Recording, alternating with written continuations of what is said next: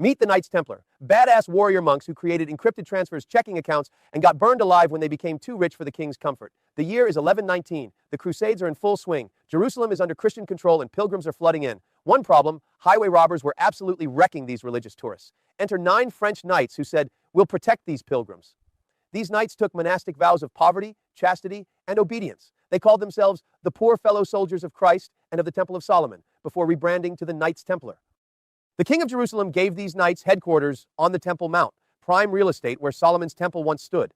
Donations started flooding in from wealthy Europeans. Within decades, they went from 9 broke knights to a multinational powerhouse. They had thousands of properties across Europe, farms, mills, churches, even entire villages, tax-free too because they answered only to the Pope.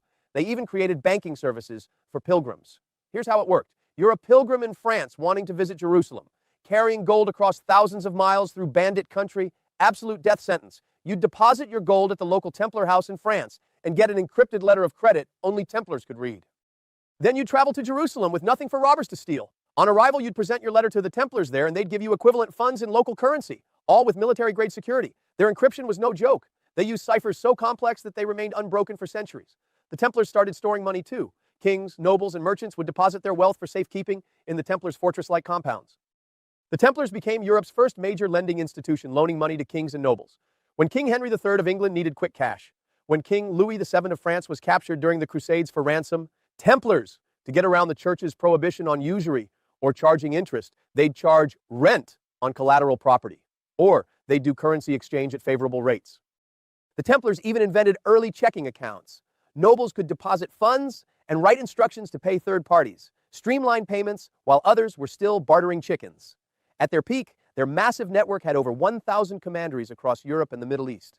They could transfer large sums thousands of miles when most never traveled far from their birthplace.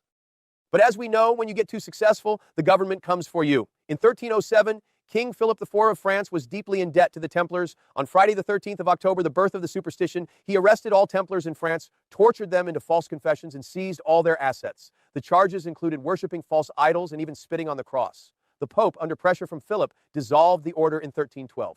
The Grand Master Jacques de Molay was burned at the stake. Legend has it that de Molay cursed both the king and Pope to join him, and within months they did. But the biggest mystery, the Templar treasure, disappeared during the arrests. Rumors say they sailed to Scotland, or they became the Freemasons, or that they hid it all. So what did the Knights Templar teach us? That combining security with financial services is a winning formula. That international networks create tremendous value. That innovation can happen anywhere, even in religious military orders. And that when you become too successful, the government will find a way to take your shit.